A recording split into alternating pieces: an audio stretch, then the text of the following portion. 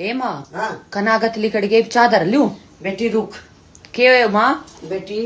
तोवा मांजो चिमटा मांजो गैस पर रखा फेरो पहले तो चूल्हे थे हाँ। तो लिप्या करते हम हाँ। जब कनागत काट देना जब सब राजी खुशी अपने ठोर मकान चले जा हैं पितर परमेश्वरी फिर सारे का शीला करो ठंडा करेगा माँ सीढ़ी तो ही भोगी आप हाँ, कई देर तो होली सीढ़ी होगी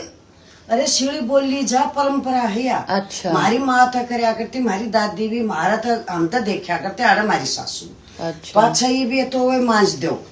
धरती है हाँ। इनके मांझ दो का ठंडे करके धरो हाँ। शीले हो जा ना तो गर्म नहीं रहे तो अच्छा। पितर भी शीले रहेंगे रसोई शीली रहेगी तो पितर भी शीले रहेंगे यही बरकत देंगे और सारे बेटा बेटी भाण भाई आज काट दी तुमने सब नमाओस हमने भी काट दी और सारे सुन लो इब न्योरत्या की तैयारी कर लो सारे बेटा बेटी इब न्योरत्या की मंदिर की सफाई